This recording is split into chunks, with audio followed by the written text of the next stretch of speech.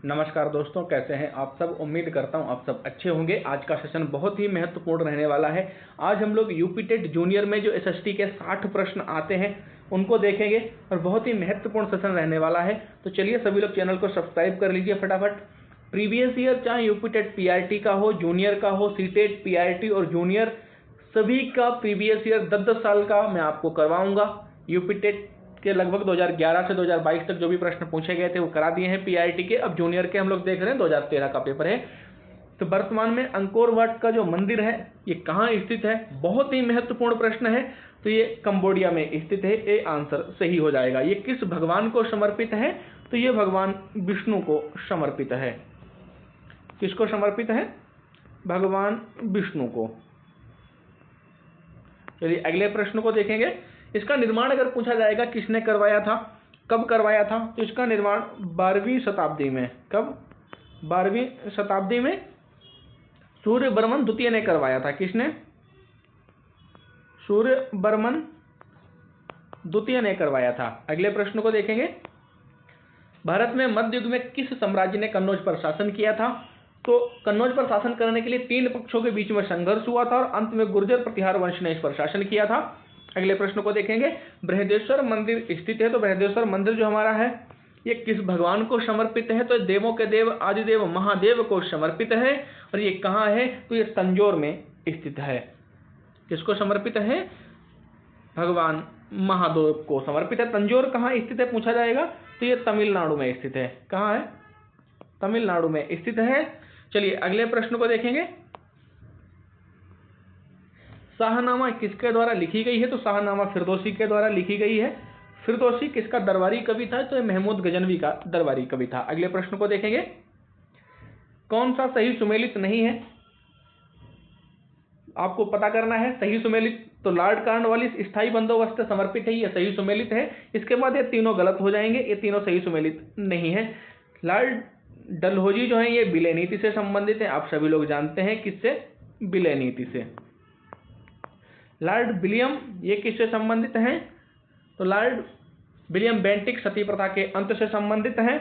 और जो Lord Canning है ये 1857 की क्रांति के समय क्या थे? गवर्नर जनरल थे। तो सही आंसर हो जाएगा ए, लॉर्ड कॉर्नवालिस स्थायी बंदोबस्त से संबंधित हैं। मार्को पोलो कौन था? तो ये अन्वेषक था, ए आंसर सही हो जाएगा। कहाँ से आया था? तो ये इटली से आया हुआ था। अगले प्रश्न को देखते हैं। निम्नलिखित में से प्रथम भारतीय समाचार पत्र कौन था? तो आप सभी लोग जानते हैं, बहुत बार पूछा गया ट्रेंडिंग प्रश्न है, बंगाल गजट। ये कब प्रकाशित हुआ था बंगाल गजट? तो 1818 में। चलिए अगले प्रश्न को देखेंगे। प्रथम भूमिगत रेलवे का निर्माण कहाँ हुआ था? तो ये लंदन में हुआ था। ये विश्व में भी प्रथम है। अगर पूछा जाएगा विश्व में प्रथम भूमिगत रेलवे का निर्माण कहाँ हुआ था, तो ये भी लंदन हो जाएगा। अगले प्रश्न को देखते हैं। अमेरिका ने नागासाकी में परमाणु बम कब गिरवाया था? तो द्वितीय विश्व युद्ध में 1939 से 1945 के मध्य जो चला हुआ था उसमें क्या हुआ था कि 2 शहरों पर, हिरोशिमा और नागासाकी पर। तो हिरोशिमा पर कब गिराया गया? तो 6 अगस्त 1945 को, तथा नागासाकी पे 9 अगस्त 1945 को अमेरिका ने परमाणु बम गिराया था, जिससे जापान बहुत बुरी तरीके से क्षतिग्रस्त हो गया था और उसने आत्मसमर्पण कर दिया था। तो सही आंसर हो जाएगा 9 अगस्त 1945 नागासाकी। अगर पूछा जाएगा हिरोशिमा तो 6 अगस्त 1945। नागरिक सुरक्षा संगठन की स्थापना कब हुई थी? तो ये 1962 में हुई थी। भारत चीन युद्ध के बाद पंडित जवाहरलाल नेहरू ने इसकी स्थापना की थी। सही आंसर सी हो जाएगा। अगले प्रश्न को देखते हैं। बाल कल्याण से संबंधित अंतरराष्ट्रीय संस्था कौन सी है? तो यूनिसेफ ये बाल कल्याण से संबंधित संस्था है। इसकी स्थापना कब हुई थी अगर पूछा जाएगा तो 11 दिसंबर 1946।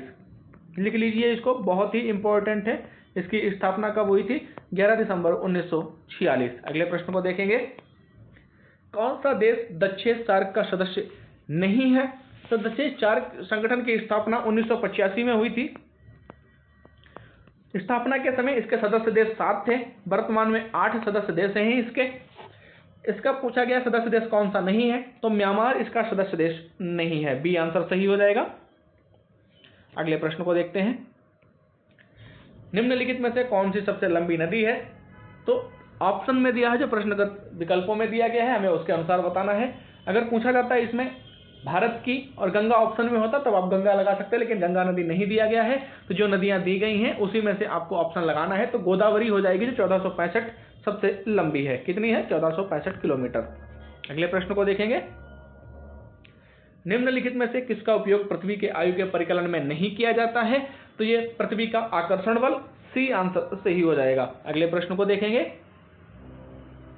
60 प्रश्न है और कोशिश करनी है अगर सुपर फास्ट तरीके से इनको उड़ाते हुए निकलना है। अगर हम व्याख्या करेंगे तो बहुत लंबा वीडियो हो जाएगा, हो सकता है वो बोरिंग भी हो जाए। संयुक्त राज्य अमेरिका के दक्षिण कैलिफोर्निया में स्थित मृतक घाटी, जिसे डेथ वैली के नाम से जो फेमस है, तो निम्नलिखित में से किसका उदाहरण है? तो रिफ्ट घाटी का उदाहरण है। किसका उदाहरण है? रिफ्ट घाटी का। अगले प्रश्न को देखेंगे। म्यांग ज्वालामुखी पर्वत कहाँ स्थित है? तो ये फिलीपींस में स्थित है। डी आंसर हमारा सही हो जाएगा। अगले प्रश्न को देखते हैं। निम्नलिखित में से किन जिलों में भारत में सबसे बड़ी अभ्रक मेखला पाई जाती है?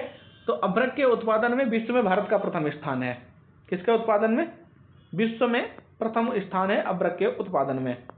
विश्व में प्रथम स्थान है भारत का। तो इसमें कौन कौन से क्षेत्र हैं? तो झारखंड, गया और मुंगेर। तो झारखंड की जगह यहाँ क्या दिया है? हजारीबाग। हजारीबाग कहाँ स्थित है? तो झारखंड में स्थित है। उसके बाद गया और मुंगेर। सही आंसर क्या हो जाएगा? सी। अगले प्रश्न को देखेंगे। संयुक्त राज्य अमेरिका के बृहद मैदान में प्रवाहित होने वाली गर्म, शुष्क एवं धूलभरी पवन को क्या कहा जाता है? तो आप सभी लोग जानते होंगे, ब्लैक रोलर कहा जाता है। बी आंसर सही हो जाएगा। निम्नलिखित में से कौन सा जोड़ा गलत है? आपको गलत जोड़ा बताना है। तो इस प्रश्न में सभी को एक एक नंबर कॉमन मिला हुआ था, क्योंकि इसमें दो ऑप्शन गलत हैं, पेरिस और न्यूयॉर्क। पेरिस का क्या होगा अगर पूछा जाएगा? तो पेरिस में सीन हो जाता है। सही आंसर क्या हो जाएगा? अगर होता दिया नहीं है इसलिए ये गलत हो जाएगा। क्या हो जाता है भैया? मैं लिख देता हूं। डेन्यूब की जगह क्या होना चाहिए था? सीन। और न्यूयॉर्क में क्या होना चाहिए था? हडसन। तो ये गलत हो गया, इसकी वजह से इसमें सबको एक नंबर कॉमन मिला था। बी और सी दोनों सही हैं। वायु की गति सामान्यतः जिस यंत्र से मापते हैं तो उसे क्या कहते हैं?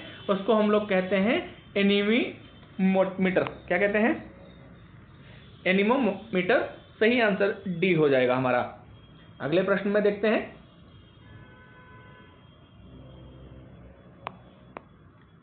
कोयले का सर्वाधिक उपयोग कहाँ होता है? तो कोयले का सर्वाधिक उपयोग ऊर्जा उत्पादन में भारत में किया जाता है। विद्युत उत्पादन। चलिए, ए आंसर सही हो जाएगा। अगले प्रश्न को देखते हैं। बेलाडीला खदान जानी जाती है किस चीज के लिए जानी जाती है? तो लौह अयस्क के लिए जानी जाती है। किस राज्य में स्थित है? तो छत्तीसगढ़ में स्थित है। कहाँ स्थित है? छत्तीसगढ़ में स्थित है। ये लोहे के लिए प्रसिद्ध है। चलिए अगले प्रश्न को देखते हैं। सही आंसर सी हो जाएगा। संयुक्त राष्ट्र महासभा ने मानव अधिकारों की घोषणा कब की थी? तो 10 दिसंबर 1948 को। कब की थी? बी आंसर सही हो जाएगा। 10 दिसंबर 1948 को। चलिए अगले प्रश्न को देखेंगे। किन राज्यों में 1959 में सर्वप्रथम पंचायती राज लागू किया गया था? तो पंचायती राज किन किन में लागू किया गया था भाई, बताइए फटाफट। तो सबसे पहले राजस्थान और आंध्र प्रदेश। चलिए, ये कौन सी समिति की सहायता पर या कि कौन सी समिति के निर्देशन पे किया गया था? तो बलवंत राय मेहता समिति, जो 1957 की सिफारिश पे। कब? 1957 की सिफारिश पे इसको लागू किया गया था। बलवंत राय मेहता समिति की सिफारिश पर 2 अक्टूबर 1959 को सर्वप्रथम नागौर राजस्थान में किया गया था। उसके बाद 20 अक्टूबर 1959 को आंध्र प्रदेश में किया गया था। अगले प्रश्न को देखेंगे। सही आंसर ए हो जाएगा। 73वां भारतीय संविधान संशोधन संबंधित है। तो 73वां ये पंचायती राज प्रणाली से संबंधित है। डी आंसर हमारा सही हो जाएगा। अगले प्रश्न को देखेंगे। अस्पृश्यता की समाप्ति का संबंध किस अनुच्छेद से है? तो आप सभी लोग जानते हैं, अनुच्छेद 17 के द्वारा अस्पृश्यता की समाप्ति की घोषणा की गई थी। सही आंसर हो जाएगा बी, अनुच्छेद 17। चलिए अगले प्रश्न को देखेंगे। वर्तमान में अस्पृश्यता एक क्या है, दंडनीय अपराध बन चुका है। सूची 1 तथा 2 को सुमेलित कर नीचे दिए गए कूट हैं उनको चयन करना है कि इसका आंसर कौन सा सही होगा, आपको बताना है। तो वित्त आयोग का संबंध किससे है, अनुच्छेद 280 से। तो ए का क्या हो जाएगा, ए का 4।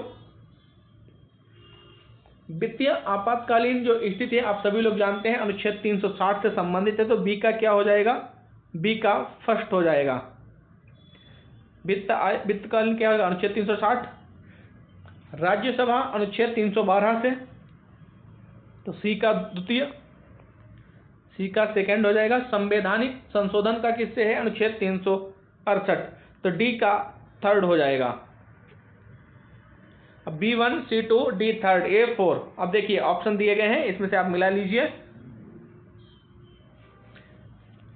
तो इसमें से कौन सा सही हो जाएगा, देखिए ए का 4, बी का first, second, third, D answer सही हो जाएगा। अगले प्रश्न को देखते हैं। राष्ट्रीय ध्वज में लंबाई तथा चौड़ाई का अनुपात क्या है, तो आप सभी लोग जानते हैं 3:2 है। बहुत ही इंपॉर्टेंट प्रश्न है, बार बार पूछा जाता है। चलिए अगले प्रश्न को देखेंगे। वर्तमान में योजना आयोग के उपाध्यक्ष कौन हैं, तो आप सभी लोग जानते हैं योजना आयोग को 2015 में समाप्त कर दिया गया था। ये उस समय का प्रश्न है, तो उस समय के प्रश्न के अनुसार पहले आपको बताता हूं मैं, फिर वर्तमान का मैं आपको बताता हूं। तो मोंटेक सिंह ओहलुवालिया इसके उपाध्यक्ष थे उस समय जब ये प्रश्न 2013 में पूछा गया था। वर्तमान में क्या है, योजना आयोग को समाप्त कर दिया गया। कब समाप्त किया गया, 2015 में। इसके जगह पे नीति आयोग का गठन किया गया। किसका गठन किया गया, नीति आयोग का, जिसके वर्तमान उपाध्यक्ष श्री सुमन वेरी जी हैं। कौन है, सुमन वेरी। कब से हैं इस पद पर, तो 1 मई 2022 से हैं। नीति आयोग का अध्यक्ष कौन है वर्तमान में, तो श्री नरेंद्र मोदी जी हैं। भारत का प्रधानमंत्री नीति आयोग का अध्यक्ष होता है, आप सभी लोग जानते हैं। उस समय इस प्रश्न का सही आंसर बी था। वर्तमान में पूछा जाएगा तो श्री सुमन बेरी जी। अगले प्रश्न को देखेंगे। निम्नलिखित में से किस राज्य की सीमा बांग्लादेश से नहीं मिलती है, तो बांग्लादेश से किस राज्य की नहीं मिलती है, तो मणिपुर की सीमा बांग्लादेश से नहीं मिलती है। ए आंसर सही हो जाएगा। अगले प्रश्न को देखेंगे। भारत में कौन सा जंतु लुप्त हो गया है, तो लुप्त होने के करीब है, तो वो चीता हो जाएगा। सी आंसर सही हो जाएगा। अगले प्रश्न को देखेंगे। हम फटाफट प्रश्नों को करेंगे, 60 प्रश्नों में बहुत अधिक समय लगेगा, इसलिए हम समय ज़्यादा एक्सपेंड नहीं करना चाह रहे। एकत्रित वर्षा जल वर्षा के 30 से 40 मिनट बाद पीने योग्य नहीं होता है, तो ऐसा क्यों होता है, बताइए भाई। क्योंकि वो जल अम्लीय हो जाता है। डी आंसर सही हो जाएगा। क्या हो जाता है, अम्लीय हो जाता है। डी आंसर सही हो जाएगा। अगले प्रश्न को देखेंगे। दिल्ली के किस सुल्तान ने ब्राह्मणों पर भी जजिया कर लगाया था, तो यह था फिरोज शाह तुगलक ने। सी आंसर सही हो जाएगा। अगले प्रश्न को देखते हैं। निम्नलिखित में से कौन सा युग्म सुमेलित नहीं है, जो जे मंदिर है ये लखनऊ में स्थित नहीं है, तो कहाँ स्थित है भैया, तो ये कानपुर में स्थित है। यहाँ ये गलत हो जाएगा और हमसे गलत ही पूछा गया था, ये कहाँ है, कानपुर में स्थित है। अगले प्रश्न को देखेंगे। सी आंसर सही हो जाएगा। सोना का लैटिन नाम क्या है, बाबू सोना वाला नहीं भाई, ये सोना धातु है, उसकी बात कर रहे हैं हम लोग। बहुमूल्य धातु सोना जो आजकल बहुत महंगा हो रखा है, तो लैटिन में इसको क्या कहते हैं, तो लैटिन में इसको आरम कहते हैं। डी आंसर सही हो जाएगा। अगले प्रश्न को देखते हैं। शारदा अधिनियम के अंतर्गत लड़कियों एवं लड़कों के विवाह की न्यूनतम आयु क्रमशः निर्धारित की गई थी, तो क्या की गई थी, बताइए भाई फटाफट। के लिए विवाह किसकी, लड़कियों की विवाह की आयु 14 वर्ष और लड़कों की 18 वर्ष। ए आंसर सही हो जाएगा। उत्तर प्रदेश विधानसभा के अध्यक्ष हैं, उस समय के जो अध्यक्ष जी थे वो माता प्रसाद पांडे जी थे। उस समय के हिसाब से इस प्रश्न का आंसर ए हो जाएगा। अगर वर्तमान में पूछा जाएगा तो श्री सतीश महाना जी हैं। वर्तमान में विधानसभा का अध्यक्ष कौन है, सतीश महाना जी। चलिए अगले प्रश्न को देखेंगे। उपाध्यक्ष का पद खाली है। 59वें राष्ट्रीय फिल्म पुरस्कारों में किसे सर्वश्रेष्ठ अभिनेत्री घोषित किया गया था? तो उस समय के अनुसार सही आंसर हो जाएगा विद्या बालन को।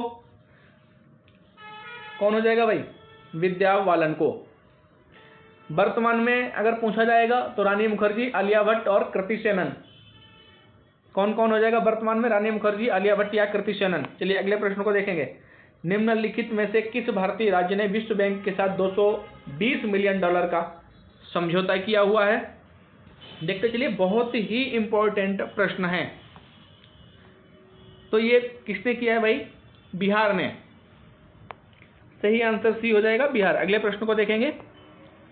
कौन सा ऊर्जा स्रोत पारंपरिक नहीं है? आपको बताना है पारंपरिक नहीं है।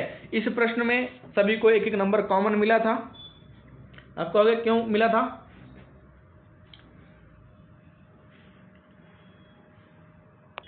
तो आप सभी लोग जानते हैं ऊर्जा के परंपरागत स्रोत वे हैं जो लंबे समय से सामान्य उपयोग में लाए जा रहे हैं। ईंधन और जीवाश्मी ईंधन परंपरागत ऊर्जा के दो मुख्य स्रोत हैं। इसके अंतर्गत अगर उदाहरण आप समझना चाहेंगे तो खनिज तेल जिससे पेट्रोलियम, प्राकृतिक गैस, कोयला, जल विद्युत ऊर्जा आदि। गैर परंपरागत ऊर्जा स्रोत में अगर आप देखेंगे तो गैर परंपरागत स्रोत में कौन आ जाएगा? पवन ऊर्जा, सौर ऊर्जा, ज्वारीय ऊर्जा, नाभिकीय ऊर्जा, बायोगैस, भूतापीय ऊर्जा आदि को शामिल किया जाता है। तो इसमें से कोई भी ऑप्शन नहीं दिया गया है। अगले प्रश्न को देखेंगे। रिंग कुशन का प्रयोग कब किया जाता है? तो रिंग कुशन का प्रयोग सैया घाव होने पर प्रयोग किया जाता है। डी आंसर सही हो जाएगा। सैया घाव होने पर क्या होता है? घाव को बिस्तर पर स्पर्श न हो, जो घाव है वो बिस्तर पर स्पर्श न करने देने के लिए रिंग कुशन, गोल कुशन का प्रयोग किया जाता है। अगले प्रश्न को देखेंगे। गोंद का कल्प किस प्रकार के वस्त्र में लगाया जाता है? तो ये सूती वस्त्र में लगाया जाता है। आप सभी लोग जानते हैं सूती वस्त्र। सी आंसर सही हो जाएगा। अगले प्रश्न को देखेंगे। टाइलिन नामक एंजाइम किस में पाया जाता है? बहुत ही इंपॉर्टेंट प्रश्न है। तो ये लार में पाया जाता है, लार रस में पाया जाता है। सी आंसर सही हो जाएगा। अगले प्रश्न को देखेंगे। द्वितीयक रंग कौन सा है? तो द्वितीयक रंग आप लोग देखेंगे इसमें से भी क्या है, सबको एक एक नंबर कॉमन, क्योंकि सही जोड़ा कोई भी नहीं है। वे रंग जिन्हें अन्य रंगों के मिश्रण से नहीं प्राप्त किया जा सकता है उन्हें प्राथमिक रंग कहते हैं। और प्राथमिक रंग में कौन कौन से आते हैं? लाल, हरा तथा नीला प्राथमिक रंग है। प्राथमिक रंगों से बने रंगों को क्या कहा जाता है? द्वितीयक रंग कहलाते हैं। द्वितीयक रंग में कौन कौन सा आता है? नारंगी, बैंगनी तथा पीला। अब आप देखेंगे पहले में नारंगी दिया है और उसके बाद हरा दे दिया है। हरा कौन सा है? प्राथमिक रंग हो जाएगा, तो इसलिए ये गलत हो जाएगा। दूसरा देखेंगे तो फिर उसमें लाल, लाल प्राथमिक रंग हो जाएगा। नारंगी अगले में फिर दिया गया है और दूसरा दिया है नीला, तो नीला कैसा है? प्राथमिक रंग है। तो इसलिए क्या हो, चार के चारों गलत हो जाएंगे। चार के चारों में क्या है? प्राथमिक और द्वितीयक रंग दोनों मिले हुए हैं। अगर आप देखेंगे प्राथमिक रंग, तो मैं इनको एक बार लिख देता हूं। प्राथमिक में कौन कौन से आते हैं, मैं शॉर्टकट में लिख देता हूं, आप लोग इसको सही से लिख लेना प्रॉपर। प्राथमिक रंग कौन कौन से होते हैं? लाल, हरा और नीला। कौन सा? ये प्राथमिक रंग हो जाएंगे, लाल, हरा और नीला। द्वितीयक रंग पूछा जाएगा, दोबारा भी पूछा जा सकता है एग्जाम में। तो द्वितीयक रंग के अंतर्गत कौन कौन से आएंगे, इसको आप लोग लिख लीजिए। जो प्राथमिक रंगों से बनते हैं उनको द्वितीयक रंग कहते हैं। इसमें नारंगी, उसके बाद आ जाएगा आपका बैंगनी, और तीसरे नंबर पर आ जाएगा पीला। इनको आप नोट कर लीजिए, बहुत ही इंपॉर्टेंट है, फिर से पूछे जा सकते हैं।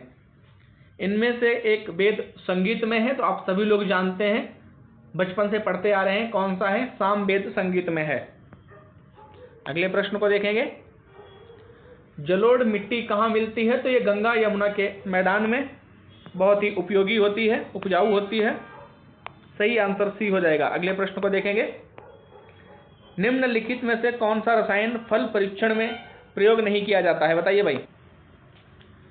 तो सही आंसर क्या हो जाएगा? Calcium bicarbonate. डी आंसर सही हो जाएगा। अगले प्रश्न को देखेंगे। बस 12 प्रश्न और बचने हैं, आप लोग आराम से देखते रहिए। 12 प्रश्न ही और बचे हैं।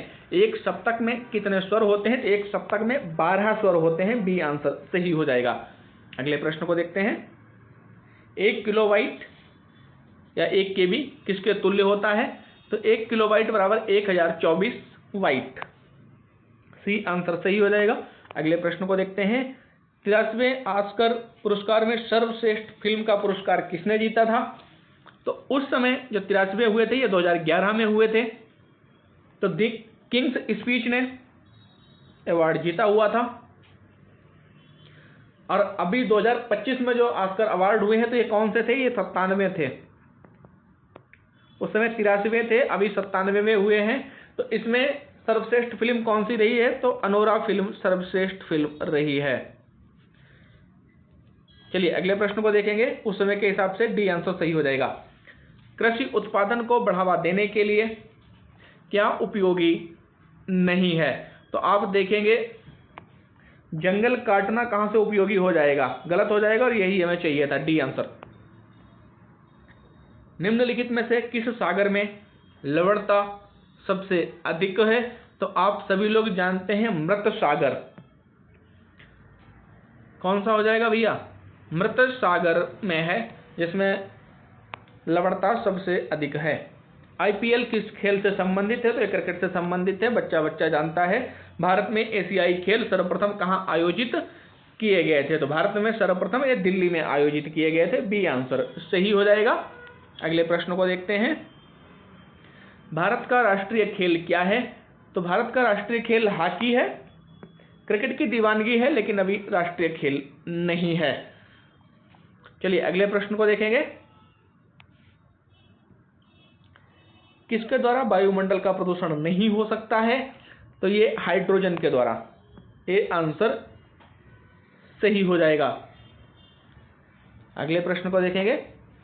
हाइड्रोजन को भविष्य का ईंधन भी कहा जाता है। जलीय प्रदूषण में कौन सा कारक प्रमुख है? तो जलीय प्रदूषण में औद्योगिक रसायन। बी आंसर सही हो जाएगा।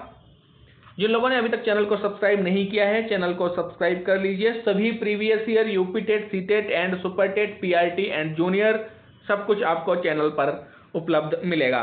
भारत में वायु प्रदूषण की नवीनतम घटना जो भयंकर विनाश का कारण हुई है वो कौन सी है? बताइए भाई फटाफट। तो गैस दुर्घटना, आप सभी लोग इसको जानते हैं, मिथाइल आइसोसाइनेट। MIC की फुल फॉर्म क्या हो जाएगी? मिथाइल आइसोसाइनेट गैस दुर्घटना वर्ष 1984 में। देखिए प्रश्न कैसे घूम के पूछता है। अगर भोपाल गैस त्रासदी पूछ लेता तो आप तुरंत बता देते। 1984 में भोपाल गैस त्रासदी जो घटित हुई थी, तो ये सबसे बड़ी त्रासदी है। इसके लिए रसायन जो जिम्मेदार था मिथाइल आइसोसाइनेट। सही आंसर ए हो जाएगा। गत वर्षों में उत्तर भारत में बाढ़ की घटनाएं बढ़ने लगी हैं, इसका रीजन क्या है? वनों का नष्ट होना। नदियों में, तटीय भागों में वन नष्ट हो गए हैं। बी आंसर सही हो जाएगा।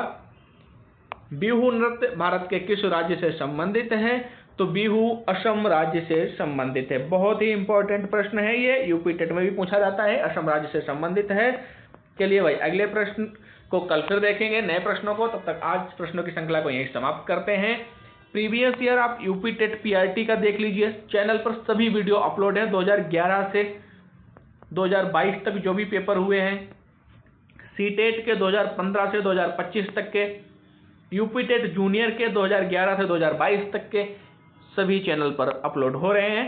चलिए कल मिलेंगे, तब तक के लिए जय हिंद, जय भारत।